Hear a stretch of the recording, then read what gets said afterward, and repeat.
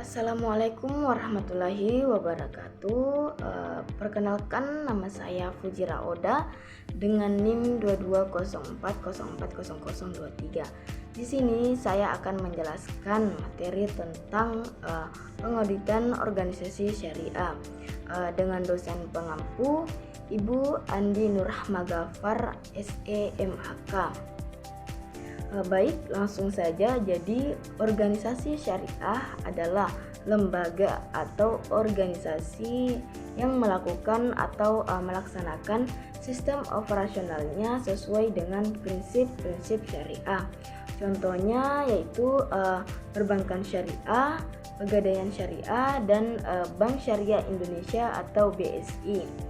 Perbedaan auditor audit dengan auditi. Jadi auditor itu adalah orang yang melakukan audit, sedangkan audit adalah proses pemeriksaan kegiatan, dan auditi adalah orang yang diaudit atau orang yang diperiksa.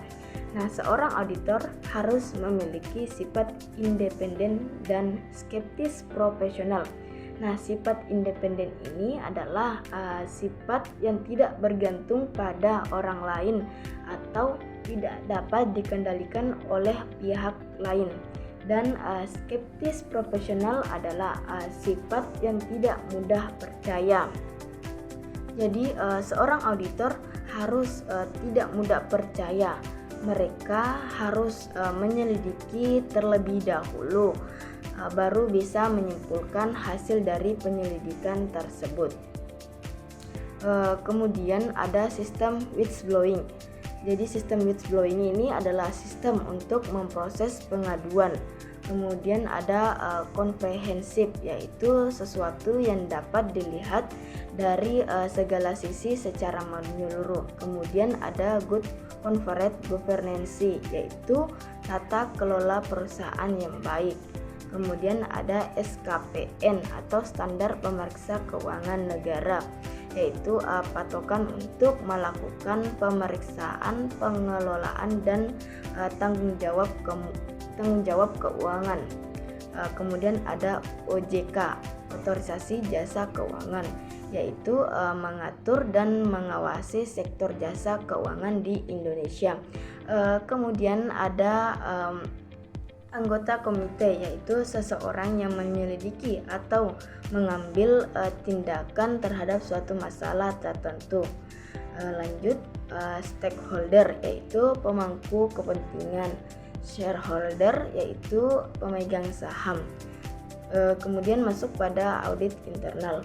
Jadi audit internal adalah proses audit yang dilakukan oleh auditor dari dalam perusahaan. Sedangkan auditor eksternal adalah proses audit yang dilakukan oleh auditor dari luar perusahaan. Kemudian audit syariah.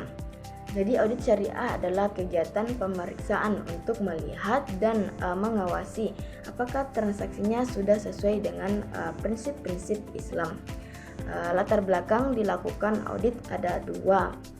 Yang pertama, untuk memastikan apakah suatu lembaga atau perusahaan sudah melakukan SOP sesuai dengan aturan. Terus yang kedua itu hasil dari audit tersebut berguna untuk pengambilan keputusan bagi stakeholder atau pemangku kepentingan. Kemudian ruang lingkup audit ada dua, yaitu audit konvensional dan audit syariah. Nah, kalau audit konvensional itu ruang lingkupnya yaitu aktivitas ekonomi dan laporan keuangan manajemennya itu sesuai dengan aturan. Sedangkan ruang lingkup audit syariah yaitu aktivitas ekonomi dan laporan keuangan manajemennya itu sesuai dengan hukum dan prinsip Islam. Kemudian ada auditor pemerintah dan auditor pajak. Jadi auditor pemerintah ini adalah auditor yang tugasnya memeriksa keuangan pemerintah. Contohnya KPK, Komisi Pemberantas Korupsi, dan BPKP, Badan Pengawas Keuangan dan Pembangunan, dan Bawasda atau badan pengawas daerah. Sedangkan auditor pajak adalah auditor yang ada di Direktorat Jenderal Pajak yang tugasnya adalah memeriksa laporan pajak yang harus dibayarkan oleh wajib pajak. Kemudian, apakah lembaga keuangan syariah dilakukan juga audit konvensional? Jadi, lembaga keuangan syariah itu dilakukan juga audit konvensional terkait laporan keuangan dan operasionalnya. Apakah sudah sesuai dengan standar yang berlaku? Kemudian ada jenis audit bank syariah. Yang pertama, audit keuangan syariah. Nah, audit keuangan syariah ini yang diperiksa ialah laporan keuangannya. Apakah penyajian laporannya sesuai dengan prinsip syariah? Kalau konvensional yang diperiksa itu apakah penyajian laporan keuangannya sesuai dengan aturan. Terus jenis yang kedua yaitu audit operasional bank syariah. Yang diperiksa apakah operasionalnya sudah sesuai dengan prinsip Islam atau syariah. Terus yang ketiga, audit kepatuhan syariah. Yang diperiksa apakah lembaga keuangan syariah ini sudah patuh terhadap prinsip syariah. Kita masuk pada tujuan dan manfaat audit bank syariah. Yang pertama itu kelengkapan pada suatu perusahaan mengenai berkas dan personil. Contohnya itu kelengkapan bukti transaksi. Terus yang kedua yaitu akurasi atau akurat, yaitu apakah slip atau semua bukti transaksi yang diperiksa sudah akurat atau tidak. Terus yang ketiga keberadaan, yaitu memastikan apakah ada barang yang dibeli. Kemudian melakukan pengecekan terhadap keberadaan barang tersebut.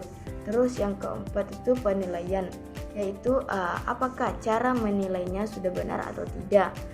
Terus kemudian yang kelima itu batas split, apakah sudah sesuai dengan batas waktu. Terus yang terakhir itu atau yang keenam yaitu pengungkapan laporan keuangannya. Apakah sudah sesuai datanya dengan yang ada di teller. Baik, mungkin hanya itu dari saya.